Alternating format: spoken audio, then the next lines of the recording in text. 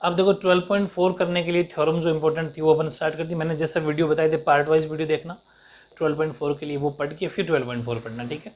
तो ये प्रमेय थ्योरम आपके कुछ बुक्स में 12.9 है, कुछ में 12.8 है, उससे कोई फर्क नहीं पड़ता।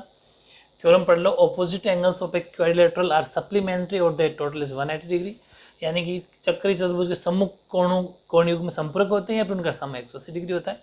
इसको हमें प्रूव करवाना है। तो डायग्राम इसका ऐसा बनेगा कि एक सर्कल, चक्री चतुर्भुज का मतलब जिसके अंदर चतुर्भुज हो, चारों ओर सर्कल हो, जैसे अपने ये बनाया, ठीक है। ये एक चक्री चतुर्भुज बना दिया, ओ इसका सेंटर पॉइंट है। कुछ भी नाम दे देते हैं, ए बी सी और डी, ओ इसका सेंटर पॉइंट है, ठीक है। अब उसने कहा कि उसके संपूरक यानी कि सम्मुख कोण, ऑपोजिट एंगल, ऑपोजिट का मतलब जैसे एंगल ए के सामने वाला एंगल सी, इन दोनों का सम 180 डिग्री, एंगल बी और एंगल डी का सम 180 डिग्री होना चाहिए। ये हमें इसमें बताना है। सबसे पहले हम लिखेंगे गिवन, यानी कि दिया है, क्या दे रखा है हमें, वही कह रहा है कि चक्रीय चतुर्भुज, इसका मतलब ये हमें दे रखा है कि ए बी सी डी एक चक्रीय चतुर्भुज है, ए बी सी डी एक साइक्लिक क्वाड्रिलेटरल है, यानी कि चक्रीय चतुर्भुज हैं। A B C D is a cyclic quadrilateral, ठीक है। और हमें प्रूव क्या करना है, टू प्रूव यानी कि सिद्ध करना है कि angle A plus angle C बराबर 180 डिग्री हो जाए, या फिर angle B plus angle D सामने वाले ये 180 डिग्री हो जाए। ये हमें सिद्ध करना है, प्रूव करना है, ठीक है। अब कुछ तो रचना कंस्ट्रक्शन अपन कर देंगे कि इसको अपन यहाँ से ओ को मिलाएंगे बी से और एक मिला देंगे डी से, ताकि एक एंगल मिल जाए हमें। यानी कंस्ट्रक्शन बहुत इंपॉर्टेंट चीज़ है ना, क्यों मिलाया अभी बताता हूँ। कंस्ट्रक्शन का मतलब रचना, join B to O and D to O, है ना, यानी कि बी को ओ से व डी को ओ से मिलाया, ये हमने यहाँ पर मिला दिया। अब मेरी बात समझना, क्यों मिलाया, कि अपन यहाँ पर क्या है कि एक सेंटर पर अकॉर्डिंग टू थ्योरम 12.8 थ्योरम ये कहती है कि सेंटर पर जो एंगल बनता है किसी भी आर्क से, सर्कल किसी भी आर्क से, वो उसके बाकी उसी आर्क से कहीं और बने एंगल का दुगना होता है। ये बात हमें पता है। अब मेरी बात सुनना, यह इसको नाम अपन ने ओ दे रखा है तो ओ ऊपर लिख लो, चलो। तो ये जो एंगल है बी ओ डी, ये यहाँ पर दो प्रॉपर्टी काम करेगी। बी ओ डी दुगना है बी ए डी से, बी ओ डी दुगना है बी सी डी से, समझ पा रहे हो। तो दोनों में ही बी ओ डी कॉमन आ रहा है, इसलिए कुछ हमारे लिए पहचान करने के लिए इसको हम लिख देंगे x डिग्री और इसको लिख देंगे अपन y डिग्री, समझ पा रहे हो। ये बीच का ओ है, x डिग्री y डिग्री अपन नाम दे देते हैं। अब मेरी बात समझना और सोल्यूशन में लिखना, टू प्रूफ में कुछ बातें लिखना। देखो मैं छोटी छोटी बात बताता हूँ, आपको समझ में आनी चाहिए क्यों मैंने एक्स और वाई नाम दिया, वरना बाकी क्वेश्चन में अपन एक्स वाई नाम देते नहीं थे, जरूरत नहीं पड़ती। लेकिन यहाँ पर दोनों बारी बी ओ डी का कॉमन काम में आ रहा है, इसलिए मैं एक्स और वाई नाम देना जरूरी हो गया, वरना कन्फ्यूज हो जाएंगे कौन सा बी ओ डी, ठीक है। तो प्रूफ में हम लिखेंगे कि यहाँ पर अकॉर्डिंग टू थ्योरम 12.8 प्रमेय 12.8 के अनुसार, लेकिन आपको 12.8 प्रमेय पूरी की पूरी उतारनी है। वो मैंने आपको बता दिया पिछले वीडियो में कि हर बारी मैं ये चीज़ लिखूंगा, आपको समझ जाना कि आपको पूरी 3 लाइन उतारनी है, थ्योरम एज इट इज उतारनी है। वो ये कहता है कि जो एंगल आपका बी ओ डी है, या फिर ऐसा मान लो जो एंगल बी ए डी है, ठीक है, बी ए डी है, वो आधा है बी ओ डी का। एक ही बात है, दुगना बोलूँ चाहे आधा बोलूँ, या तो बी ओ डी को दुगना बता दूँ उससे, या फिर उसको इससे आधा बता दूँ, बात तो एक ही है। तो अब देखो ये जो बी ए डी है ना, अब यहाँ पर अपन ने इसको बी ए डी बोला, अपन बी ए डी बोलो चाहे एंगल ए बोलो, क्योंकि हमने यहाँ पर एंगल ए लिया है, तो इस बी ए डी को अपन क्या लिख सकते हैं, एंगल ए। बस एक बार समझने के लिए मैंने पूरा लिखा था, अब समझ जाना बात एक ही है, क्योंकि इस फॉर्मेशन में आंसर चाहिए होता है ना, तो अपन को भी ऐसा ही लिखना है।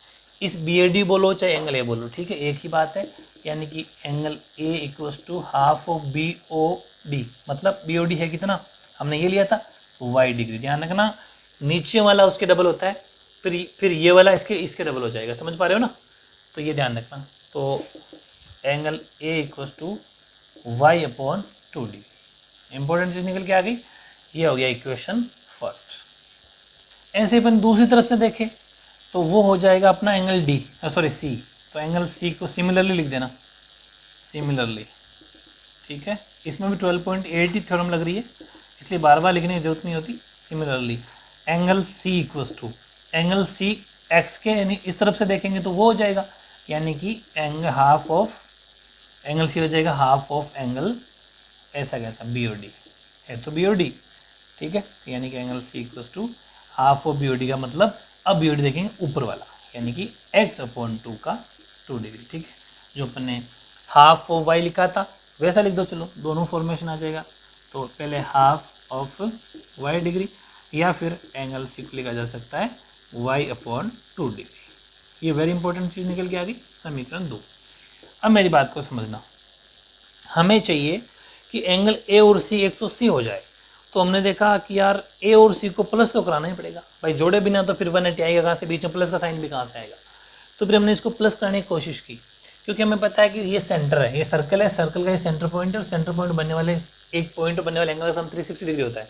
या भी ऐसा मान लो कि ये एक क्वाड्रिलेटरल है, ABCD एक चतुर्भुज है, और चतुर्भुज के चारों सभी एंगल का सम 360 डिग्री होता है। तो वो हमने दिमाग लगाया।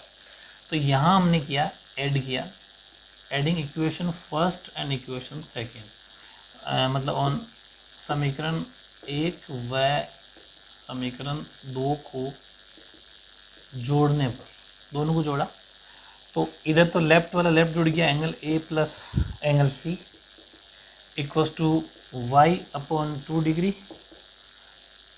दोनों में वाई कैसा, इसमें एक्स आएगा ना, हाफ ऑफ एक्स डिग्री, क्योंकि इसको ऊपर की तरफ देखना है। तो एक्स डिग्री अपॉन 2, समझ पा रहे हो ना एक्स कैसा आया था? मैं स्प्रिंट हो गया, मुझे गलती लिख दिया। एक्स का मतलब इसमें इस तरफ से, इसमें इस तरफ से, दोनों में है तो बी और डी, लेकिन दोनों को बारी बारी यूज होगा। इसको देखते हुए वो आधा और इसको देखते हुए ये आधा, समझ गए? ठीक है।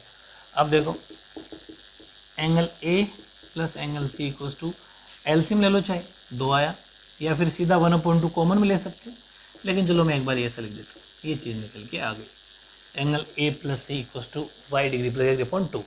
अब हमें पता है, तो अब समझना, हम जानते हैं कि sum of all points, sum of all angles, sum of all angles at a point is 360 degree. समझ पा रहे हो? यानी कि सभी, या फिर एक बिंदु का, एक ही बिंदु पर सभी कोणों का योग 360 डिग्री होता है। मानते हो ना? कौन सा पॉइंट? ये बीच वाला सेंटर पॉइंट। यहाँ पर सभी एंगल्स का सम 360 डिग्री होता है। इसका मतलब यहाँ पर हमारे पास तो अभी 2 एंगल बन रहे हैं, एक तो वाई डिग्री और एक एक्स डिग्री, 2 ही तो एंगल है, पूरा का पूरा कवर हो रहा है। यानी इसका इट मीन्स, अर्थात angle X degree plus Y degree बराबर 360 डिग्री। ये बहुत बड़ी चीज़ निकल के आ गई। X degree plus Y degree बराबर 360, इसको दे देंगे इक्वेशन 4, ठीक है। और अब देखो, ये जो इक्वेशन 4 की वैल्यू, वो वैल्यू पुट कर देंगे अपन 3 में, यानी कि the value of equation 4 put in equation 3। समीकरण 4 का मान समीकरण 3 में रखने पर, ठीक है, 3 में रख दो। तो angle A plus angle C equals to, जहाँ पर एक्स और वाई डिग्री में 360, तो यहाँ रख देंगे 360, और अपॉन 2 का अपॉन 2 कट के क्या आ गया, angle A plus angle C equals to 180 degree. ये चीज़ प्रूव करानी थी। सिमिलरली करके वो भी लिख सकते हो, angle B plus angle D, वो भी क्या हो जाएगा 180 डिग्री। तो इस तरीके से ये वेरी इंपॉर्टेंट थ्योरम है, वो इति सीधम, यानी कि हैंस प्रूव्ड। ये थ्योरम आपको अच्छे से प्रूव करनी है। इसके बाद में अब स्टार्ट करनी है हम 12.4, ठीक है। ओके।